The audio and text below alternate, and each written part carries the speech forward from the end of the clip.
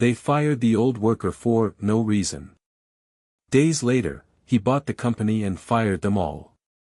The plush, soundproof doors of the Innovate Core Technologies main boardroom were usually a sanctuary of power and ambition, a hallowed space where fortunes were forged and futures decided.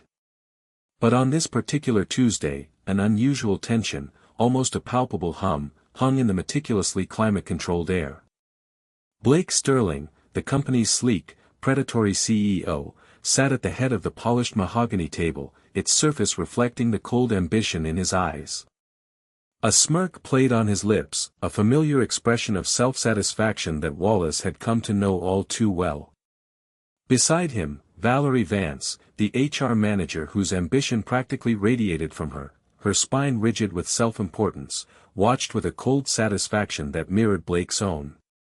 Their faces, usually composed masks of corporate gravitas, today held a cruel, open triumph. Across from them, a figure that seemed utterly out of place occupied a chair usually reserved for high-powered executives, a throne of influence. It was Wallace Thorn, or at least, what remained of the public perception of him. This Wallace was a disheveled man in ill-fitting, stained work overalls, his white hair unkempt, his face etched with the lines of a life that appeared to have been anything but easy, a stark contrast to the boardroom's pristine grandeur. He had been fired just days ago, publicly shamed and dismissed as an inefficient relic, a discarded cog in a machine he himself had built. "So, Mr. Thorne," Blake began, his voice dripping with condescension, each syllable carefully weighted to convey disdain. The sound resonated in the quiet room, designed for authority, now filled with thinly veiled contempt. "I trust you've had time to reflect on your rather unceremonious departure from Innovate Core. It's a shame, truly. Such a long tenure, wasted on, well, frankly, on incompetence." He chuckled then, a brittle, mirthless sound that scraped against the silence, and Valerie echoed it with a practiced, hollow laugh, her eyes narrowed in a gaze that dismissed Wallace entirely. They had no idea, not the slightest inkling, of the tempest brewing beneath the surface of this seemingly defeated man, the quiet fury that had fueled his journey to this very room. Wallace, however, merely straightened his worn shoulders, a subtle movement that went unnoticed by his tormentors. A glint of something unreadable, perhaps even amusement, flickered in his weary eyes, a spark of defiance that he allowed to show, knowing they would misinterpret it as confusion. He leaned forward slightly, his posture still conveying the feigned feebleness of Walter, but his gaze, though softened, held an unexpected depth. His voice, raspy from disuse and feigned age, yet carried an unexpected weight that seemed to command attention, defying its frail delivery. "On the contrary, Mr. Sterling," he stated, each word delivered with deliberate calm, a calculated slowness that allowed the tension to build, "I've had ample time to reflect. And I've come to a singular, definitive conclusion." He paused, allowing the silence to stretch, thickening with the unspoken arrogance of Blake and Valerie, letting their disdain fill the void, unknowingly setting the stage for their own unraveling. "The game, as they say, is over." Blake's smirk faltered, his carefully constructed composure momentarily cracking, replaced by a flicker of confusion that quickly morphed into annoyance. He clearly couldn't fathom the meaning behind Wallace's words, dismissing them as the ramblings of a broken man. "Game? What on earth are you babbling about, old man? Perhaps the stress of unemployment has finally gotten to you." "Security," he called out, his voice rising in impatience, betraying the thin veneer of his control. "Get this vagrant out of my boardroom. He's clearly delusional." Valerie nodded in agreement, her eyes fixed on Wallace with a disdain so potent it could curdle milk, her lips curled in a sneer of pure contempt. They saw only an old, broken man, incapable of even comprehending the power dynamics at play, a pathetic figure to be summarily ejected. They were utterly blind to the architect of their own imminent downfall, the man who had meticulously woven the very fabric of the company they now so carelessly commanded. The irony was so potent, it practically hummed in the air, a silent, vibrating current of cosmic justice, unnoticed by its intended victims. The stage was set, not for Wallace's final humiliation, but for the grand unveiling of a justice long overdue, a truth about to be laid bare. The path that led Wallace Thorn to this boardroom, disguised as a common laborer, a figure so easily dismissed, was paved with a profound and deeply personal disillusionment. Wallace, at 72, was a name whispered in the hushed corridors of global finance, a reclusive multimillionaire whose Midas touch had built empires, not least of which was InnovateCore Technologies. He had co-founded the company decades ago, pouring his vision and ethics into its very foundation, meticulously nurturing it from a fledgling startup into a tech titan. InnovateCore was more than just a business to him. It was a living embodiment of his belief that innovation could coexist with integrity, that a company could be both profitable and profoundly human.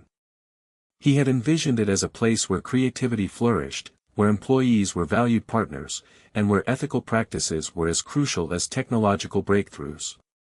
But the world, and indeed his company, had changed. He had retreated from active management years ago, a decision born of a desire to see his principles endure organically, content to observe from a distance, believing the values he had instilled would persist, that the ethical roots he had planted would grow deep and strong. He had been profoundly, tragically wrong. Whispers, faint at first, then growing louder, had reached his secluded estate in the mountains, reports of ruthless cost-cutting that sliced through the company's very flesh, of pervasive employee dissatisfaction that festered like a silent disease, of a stark, chilling shift from innovation and community to cold, unfeeling profit maximization. Blake Sterling, the new CEO, was the architect of this transformation, a man Wallace had personally groomed and, in a moment of misplaced trust that now haunted his waking hours, elevated to a position of immense power. Blake was brilliant, certainly, his intellect was undeniable, his strategic mind sharp and incisive. But his brilliance was shadowed by an insatiable greed, a hunger for power and wealth that knew no bounds, and a complete disregard for human capital. He viewed employees not as people, not as the lifeblood of innovation, but as expendable cogs in a machine designed solely to churn out revenue, commodities to be optimized, then discarded. Wallace had heard the stories, each one a fresh wound to his legacy: arbitrary layoffs conducted without warning or reason, loyal, long-serving employees discarded without a second thought after decades of dedication, the pervasive culture of fear that had replaced the collaborative, creative spirit he had so carefully fostered. He had tried to intervene through traditional channels, through his board connections, leveraging his influence from afar. But he found his voice drowned out, his concerns dismissed by Blake's charismatic, data-driven arguments for efficiency and streamlining, presented with an almost hypnotic conviction. Blake had painted a picture of a lean, ruthless future, and the board, swayed by impressive, albeit hollow, quarterly reports, had bought into it. The company, once a beacon of ethical innovation, was rapidly becoming a soulless entity, a grotesque reflection of Blake's own moral vacuum. His frustration festered, a slow-burning fire of anger and despair. How could the company he had painstakingly built, a place he envisioned as a haven for creativity and respect, devolve into such a ruthless, dehumanizing machine? He needed to see it, to feel it, to understand the true depth of the rot that was consuming his creation from within. He needed to witness the human cost of Blake's policies firsthand, not through sanitized reports or carefully curated presentations, but through the eyes of those most affected, the very people Blake sought to exploit. This wasn't merely about reclaiming his company, it was about reclaiming his legacy, about understanding the chilling reality of human nature when untethered by empathy, when ambition eclipsed all moral boundaries. The idea of going undercover wasn't a sudden whim, a desperate gasp in the face of defeat, it was a carefully considered strategy, born from a lifetime of observing human behavior, of understanding that true character often reveals itself only when power dynamics are stripped away, when perceived status ceases to matter. He had always believed that a person's true essence shone brightest in the dark, in moments of vulnerability or unexpected interaction, when the masks people wore in power were momentarily dropped. He decided to shed his identity, to become invisible, a nobody, a burden, precisely the kind of individual Blake Sterling would disdain, the type of person whose existence Blake would deem insignificant. He meticulously planned his disguise, leaving no detail to chance. Wallace Thorn, the billionaire, the financial titan, simply disappeared from public life. In his place emerged Walter, an aging, somewhat feeble plumber with a fabricated history of minor, unremarkable jobs, a man who wouldn't draw a second glance. He chose plumbing because it was essential, yet often overlooked, messy, and typically handled by external contractors, making his presence less scrutinized within the corporate hierarchy. He grew out his hair and beard, letting them become scraggly, unkempt, adding to the illusion of neglect. He acquired a set of ill-fitting, faded overalls, deliberately stained and worn, a cap that hid his eyes, and a pair of scuffed work boots that pinched slightly but completed the picture.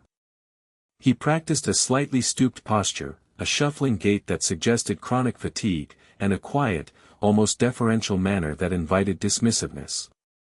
He even roughened his hands, deliberately making them appear calloused and aged beyond his years, a testament to a lifetime of manual labor. His once sharp, piercing gaze softened, becoming distant, almost vacant, a reflection of the imagined resignation of Walter. He wanted to be dismissed, to be invisible, to be just another number, so that he could observe the true nature of the corporate beast without prejudice, without the distortions of his former power. His plan was not merely to observe, but to test. He would become the unproductive, bold worker Blake despised, the one who would undoubtedly be an easy target for his cruel efficiency measures. He would see if there was any flicker of compassion, any lingering vestige of the human values he once held dear within the company's walls. He would watch how people treated those they deemed insignificant, for it was in such interactions that true character resided, unmasked and raw. He prepared his entry into Innovate Core, arranging a short-term contract through a small, unsuspecting agency, his vast network of resources and discreet influence making such a clandestine operation remarkably simple, almost effortlessly executed. He was no longer Wallace Thorn, the Titan, he was Walter, the old plumber, a mere shadow in the gleaming corporate halls, ready to witness the ethical decay of his own creation. Walter, as he was now known, shuffled through the gleaming hallways of Innovate Core Technologies, a wrench kit clanking softly at his side, the sound a jarring note in the otherwise silent, efficient corridors. The pristine glass walls and minimalist art installations seemed to mock his worn appearance, a stark, almost cruel contrast between the company's outward facade of modernity and the subtle rot he was beginning to perceive beneath. His first week was a masterclass in corporate indifference, a chilling confirmation of his deepest fears. He was assigned trivial tasks, a leaky faucet in a neglected break room on a seldom-used floor, a clogged drain in a rarely used supply closet tucked away in a forgotten corner. No one looked at him, truly looked at him. He was a ghost, a transient shadow in the bustling, ambitious ecosystem, seen but not acknowledged, an invisible presence.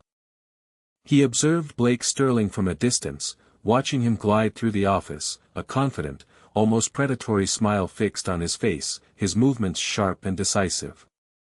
Blake's interactions with employees were consistently curt, transactional, devoid of warmth or genuine connection.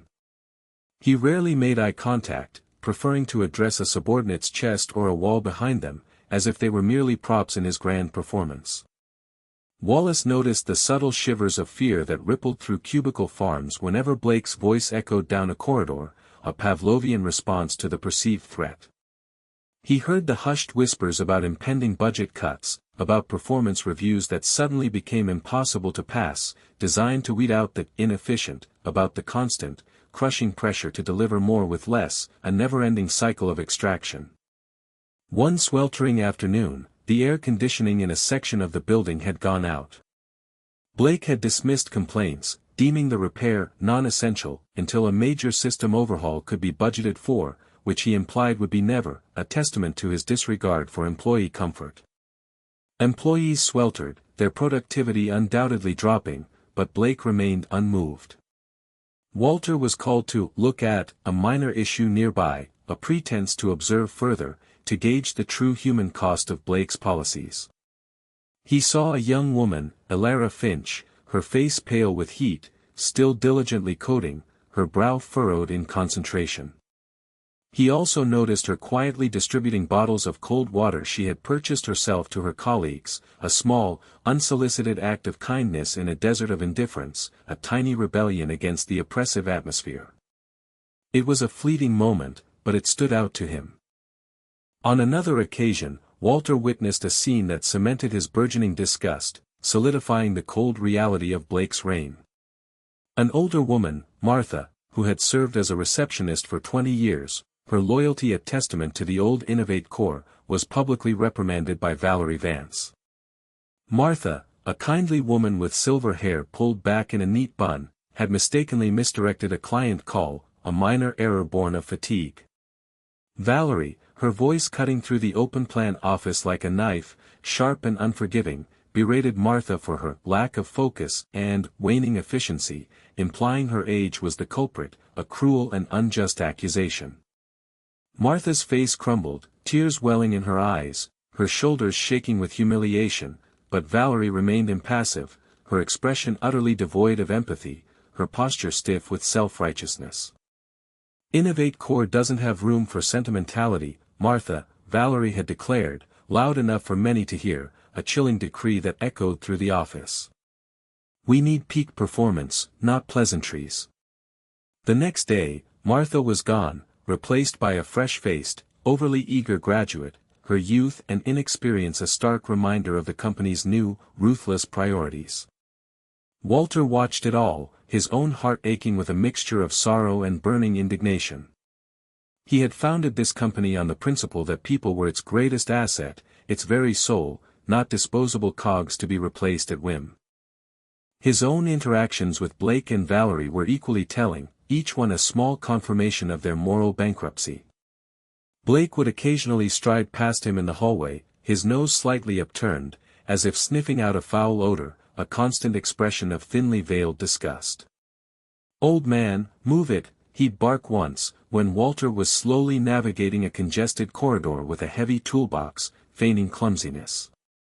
There was no apology, no acknowledgement of Walter as a person, only an impatient demand to clear his path, a dismissal of his very existence. Valerie was worse, if that were possible, her eyes often scrutinizing him with an almost clinical disdain, as if he were a particularly unpleasant bug that needed to be eradicated. She once stopped him, clipboard in hand, her gaze sharp and interrogative, and sharply inquired about his productivity metrics, demanding an account of his hours. Walter, maintaining his persona, mumbled about the complexity of an old pipe system, feigning a slow, bewildered comprehension. Valerie merely scoffed, a dismissive sound of pure contempt. "Complexity, Mr. Thorne, is a luxury we can no longer afford. Every minute counts here. Are you contributing, or are you just occupying space?" Her tone was a thinly veiled threat, a clear indication that his days were numbered, regardless of his actual work, a prelude to his inevitable dismissal. Yet, amidst this chilling landscape of corporate callousness, a small, fragile sprout of humanity began to emerge for Walter, a tiny beacon in the gathering darkness. Her name was Alara Finch, the young software engineer he had observed earlier, in her late 20s. She was often seen hunched over her keyboard, her brow furrowed in concentration, but a perpetual tiredness seemed to cling to her, evident in the faint shadows beneath her eyes. Walter had noticed her working late into the evenings, long after most had left, her lunch often a hastily consumed sandwich at her desk, her dedication unacknowledged. She was clearly overworked, undervalued, stretched thin by the relentless demands of the new regime, yet there was a quiet determination in her eyes, a spark of idealism that hadn't yet been extinguished by the company's harsh realities, a resilience that impressed him profoundly. On another occasion, a humid afternoon, Walter was struggling to carry a heavy, rusty old boiler part down a flight of seldom-used service stairs, deliberately exaggerating his strain, grunting and leaning against the wall, observing who, if anyone, would offer assistance. Several employees passed him, some glancing briefly before hurrying on, engrossed in their own urgent tasks or simply choosing not to engage. Others were absorbed in their phones, oblivious to the world around them. But then, a voice, gentle and hesitant, yet clear, broke through the din. "Sir, do you need a hand with that? It was Alara.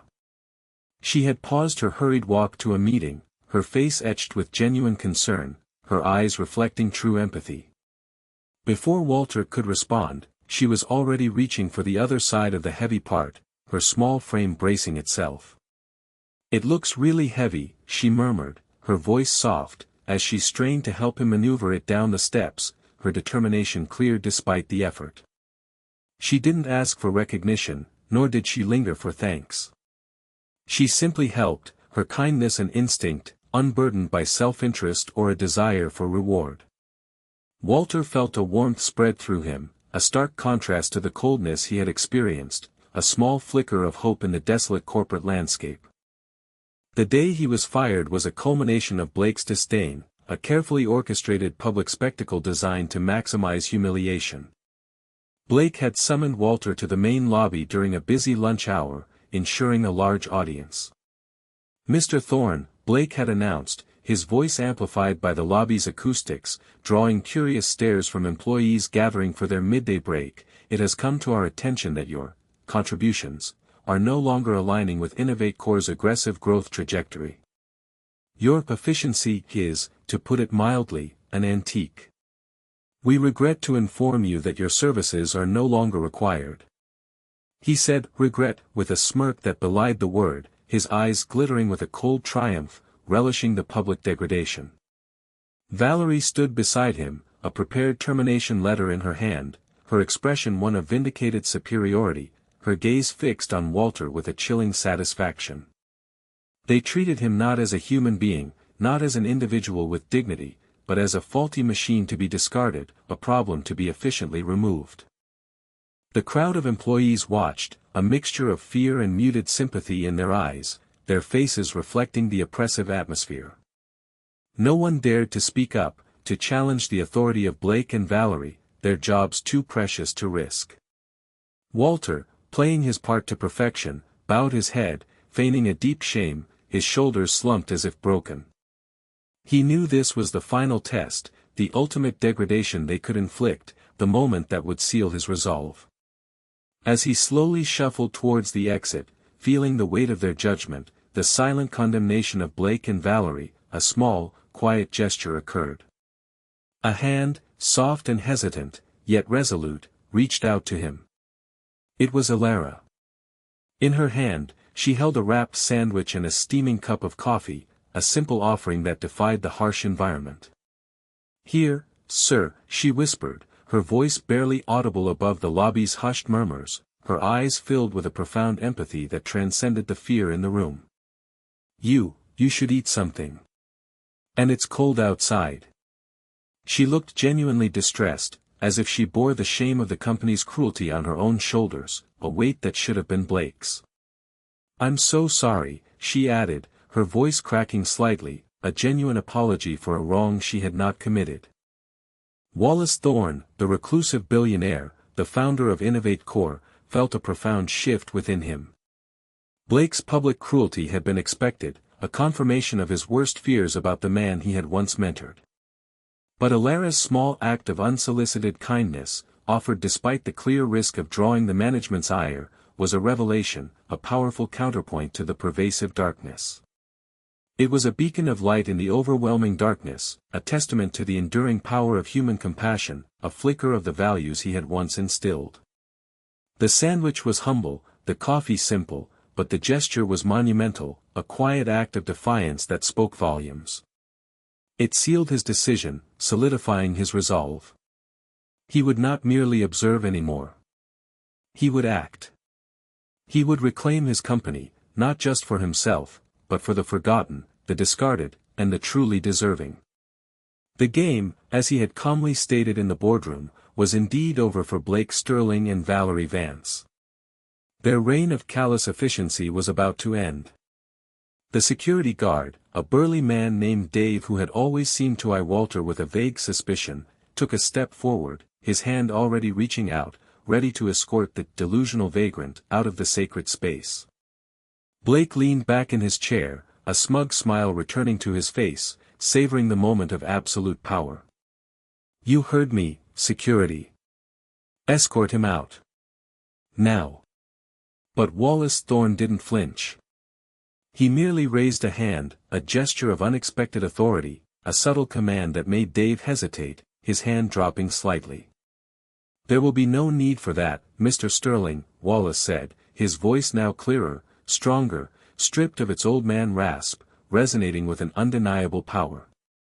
His eyes, once seemingly distant and vacant, now blazed with an intelligent, almost fierce intensity that made Blake instinctively recoil, a primal unease stirring within him.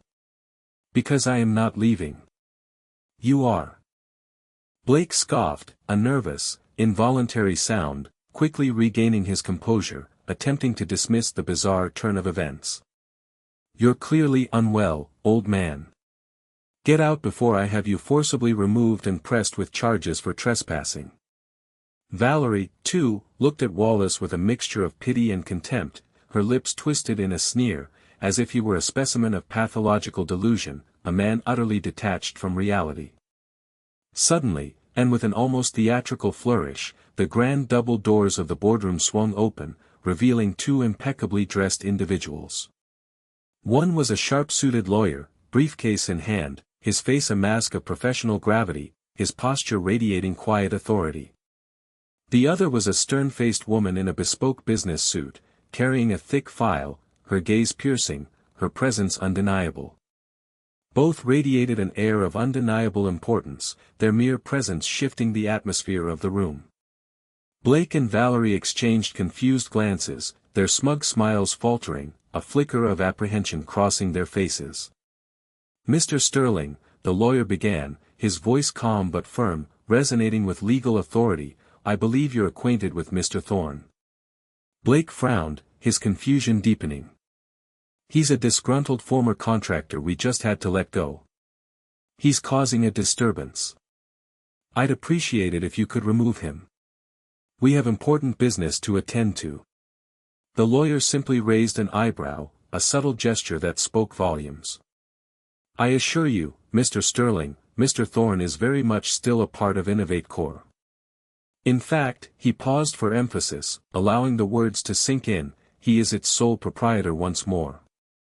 The words hung in the air, thick with disbelief, a seismic shockwave reverberating through the room. Blake's smugness evaporated instantly, his face draining of color, replaced by a look of utter bewilderment, his jaw slack. Valerie's perfectly composed features fractured into open-mouthed shock, her eyes wide with dawning horror, a realization slowly creeping into her consciousness. Wallace Thorn rose slowly from his chair, a deliberate, majestic movement that commanded the attention of everyone in the room. As he did, he shed the worn cap, revealing a shock of pristine white hair, meticulously styled, shining under the boardroom lights. He straightened his shoulders, and the stoop, the feigned posture of an old, tired man, vanished, replaced by the erect, commanding posture of a man accustomed to leading, to dominating every room he entered. He unzipped the grimy overalls, a sound barely audible, revealing a crisp, tailored suit beneath, the kind that cost more than Blake's entire wardrobe, its fabric exquisite, its cut impeccable. The transformation was startling, profound. The weary plumber had vanished, replaced by the formidable Titan, the man who had built this empire, now reclaiming his throne. "Blake," Wallace said, his voice now resonating with the full authority of years of power, each word precise, cutting through the silence. "You always saw the numbers, but never the people. You replaced innovation with exploitation, and empathy with efficiency reports. You dismantled everything I built, piece by piece, all in the name of profit, all for your own selfish gain." He gestured to the lawyer, his hand a steady, unwavering force. "My counsel will now read the terms of the acquisition. As of this morning, Wallace Thorn Holdings has completed its hostile takeover of Innovate Corp Technologies. Every share has been acquired, every bond called in. The company is mine again." Blake's face went utterly ashen, his complexion sickly pale. He stammered, his words catching in his throat, "Hostile, takeover? But that's impossible. We had no indication, the board, my control." His world was crumbling around him, and he couldn't comprehend how.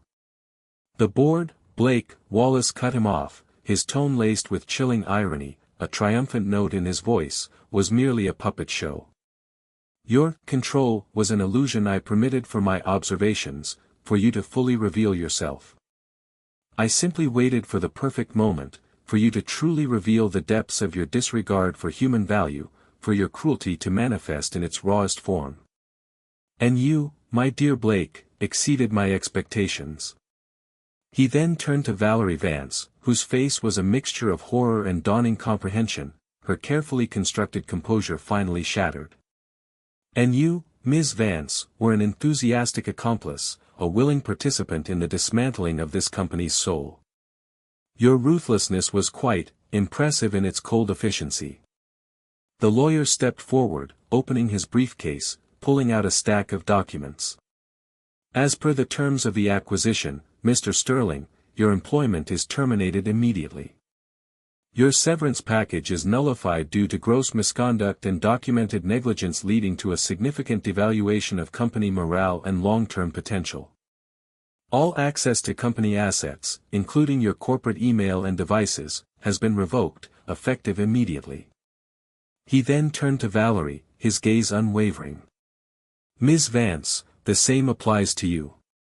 Furthermore, your actions regarding several former employees, including Ms. Martha Henderson, constitute actionable offenses. Expect to be contacted by legal counsel regarding potential lawsuits for wrongful termination and emotional distress. Blake's jaw hung slack, his eyes darting around the room as if searching for an escape, a way to deny the undeniable reality that was crushing him. Valerie's face crumpled, tears finally welling in her eyes, not of remorse or regret, but of sheer, unadulterated terror at the loss of everything she had relentlessly pursued, all the power she had craved. The tables had not just turned, they had been completely overturned, exposing the rotten foundations beneath. The king had returned, and his first decree was an eviction, a righteous expulsion. The immediate aftermath of the boardroom revelation was a maelstrom of shock, disbelief, and a quiet, profound sense of justice that rippled throughout Innovate Core Technologies. News of Wallace Thorne's dramatic return, and the astonishing manner of Blake Sterling's and Valerie Vance's dismissal, ripped through the company like wildfire, spreading faster than any official memo. Employees who had suffered in silence under Blake's regime suddenly found their voices, whispering tales of his casual cruelty, of Valerie's cold indifference, and of the pervasive fear that had pervaded their daily lives, the suffocating atmosphere they had endured. A palpable wave of relief, almost like a collective exhale, washed over the office. Blake Sterling's downfall was swift and catastrophic, a spectacular implosion. He was escorted out of the building not by his usual chauffeured car, but by security, his face a mask of bewildered fury and utter humiliation, his ego utterly shattered. His personal assets, heavily tied up in Innovate Core stock and executive bonuses that were now worthless, began to unravel with alarming speed. His reputation, once formidable and feared in the cutthroat world of corporate finance, was utterly shredded. The story of his public firing by the very man he had cruelly dismissed went viral, spreading through social media and industry circles like wildfire, cementing his status as a pariah, a cautionary tale. Other board positions vanished, lucrative consultancy offers dried up, and former associates distanced themselves, wary of being associated with such a spectacular and morally bankrupt failure. He had built his empire on the backs of others, exploiting their labor and extinguishing their spirit, and now, the foundation had crumbled, leaving him with nothing but the echo of his own arrogance. His lavish lifestyle, once a testament to his perceived genius, became a hollow shell, filled with the bitter taste of ruin, the consequence of his unrestrained greed. He lost his penthouses, his luxury cars, and even the fleeting respect of his peers, all sacrificed on the altar of his unbridled avarice and profound lack of foresight. Valerie Vance fared no better, her meticulously carefully constructed career, built on ruthless ambition and a chilling lack of empathy, imploded with equal force. The lawsuits Wallace's lawyers mentioned materialized swiftly, led by Martha Henderson, who, now emboldened, had found her voice, and several other former employees who had been unjustly dismissed or mistreated under Valerie's cruel watch. Valerie found herself not only jobless but also facing substantial legal battles that drained her remaining resources, consuming her entirely. Her reputation became synonymous with corporate callousness, an indelible stain that ensured no reputable company would ever consider hiring her again. The power she had so desperately craved vanished, leaving her stripped bare, a stark reminder of the devastating consequences of inhumanity. Meanwhile, Elara Finch's life was transformed in a way she could never have imagined, a trajectory altered by a single act of profound kindness. That very afternoon, she received an unexpected summons to the newly reoccupied corner office, the very same one Blake Sterling had inhabited. She walked in, nervous, her heart pounding, expecting to be reprimanded for her small act of defiance in giving Walter the sandwich, fearing the worst. Instead, she found Wallace Thorne, now fully restored to his former grandeur, seated behind the executive desk, a warm, genuine smile on his face, his eyes alight with a gentle gratitude. "Elara," Wallace began, his voice gentle, devoid of any pretense of authority, speaking to her as an equal. "Please, sit." He gestured to a comfortable chair, inviting her to relax. "I believe you know me as Walter. But my true name is Wallace Thorne." Elara's eyes widened, a dawning realization spreading across her face, her breath catching in her throat as the pieces of the puzzle clicked into place. He then recounted his undercover journey, detailing his observations of Blake and Valerie, but lingering on the simple, profound kindness Elara had shown him, the moment that had truly mattered. "That sandwich, Elara," he said, his voice tinged with emotion, his gaze soft, "and your words of compassion, were a beacon in a very dark place. They reminded me why I founded this company, and what true leadership means." What followed was an offer that brought tears to Elara's eyes, a gesture so overwhelming it brought her to the brink of disbelief. Wallace offered her not just a new position, but a leadership role, Chief Innovation Officer, a testament not only to her intellect and talent but to her inherent decency and idealism. He also presented her with a financial gift, enough to buy a comfortable home for her family and free herself from the crushing burden of her student loans, a weight that had silently plagued her for years. It was more than money, it was validation, a recognition of her innate goodness, a reward for her unwavering humanity in a place that had seemed to have forgotten it. Elara was overwhelmed, her tears flowing freely as she tried to express her gratitude, her voice choked with emotion. Wallace simply smiled, recognizing that her genuine emotion was reward enough. He knew he had found not just a talented mind, a brilliant engineer, but a kind heart, precisely the kind of person Innovate Core needed to heal and thrive, to rediscover its ethical compass. Months later, Innovate Core Technologies had undergone a remarkable transformation. Under Wallace Thorne's renewed leadership, and with Elara Finch at the forefront of its ethical resurgence, the company was slowly but surely rediscovering its soul, its true purpose. Blake Sterling and Valerie Vance were distant, cautionary tales, their names invoked as examples of leadership gone wrong, of the dangers of unchecked ambition. Their careers and reputations were in tatters, a testament to the fact that power built on cruelty is ultimately unsustainable, a house built on sand. Blake now struggled to find even mid-level positions in obscure companies, his name a black mark in the industry, his former glory a distant, mocking echo. Valerie was out of the professional world entirely, consumed by legal woes and public scorn, her ambition having led only to ruin. The universe, it seemed, had a way of balancing the scales, ensuring that justice, though sometimes slow, was ultimately served. Wallace Thorne, no longer reclusive, found a renewed sense of purpose, a vibrant energy he hadn't felt in years. He had not only reclaimed his company but had also helped to restore its ethical compass, steering it back to its foundational values. He spent his days mentoring Elara, guiding her with the wisdom of his years, watching with quiet satisfaction as she implemented policies centered on employee well-being, genuine innovation, and a collaborative spirit, policies that reflected his original vision. Innovate Core was once again a place where talent flourished, and kindness was not a weakness, but a strength, a cornerstone of its success. Elara, with her newfound position and financial security, blossomed. She channeled her idealism into tangible changes, fostering a culture of respect and empathy, ensuring that every employee felt valued and heard. She ensured that no employee would ever again face the kind of dehumanizing treatment she had witnessed as a junior engineer. Her work was not just about profit, it was about people, about creating a workplace where integrity was paramount. She often thought of the old plumber, Walter, and the profound lesson he had taught her, without ever saying a word about his true identity. She understood now that true leadership wasn't about power or money, but about integrity and compassion, about recognizing the inherent worth in every individual. The story of Wallace Thorn and his daring undercover mission echoed through the industry, a powerful reminder of a timeless truth that resonated far beyond the confines of Innovate Core.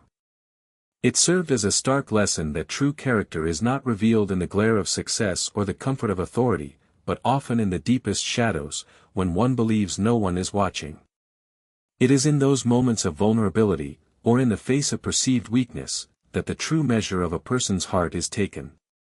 Kindness, however small, always leaves an indelible mark, a ripple effect that spreads far and wide, and the universe, in its own mysterious way, ensures that it finds its deserving reward, just as cruelty ultimately finds its bitter reckoning. The moral of the story is etched not just in the corporate ledgers, but in the enduring truth that good deeds, like seeds scattered in the wind, will always find fertile ground to grow and flourish, even in the most unexpected of places. If you found this story of poetic justice and unexpected kindness compelling, make sure you don't miss our next tale of transformation. We have many more powerful narratives about people rising above adversity and the unexpected twists of fate. So, what are you waiting for? Hit that subscribe button right now and turn on the notification bell so you're always the first to know when a new story drops. We'd love to hear your thoughts on this one.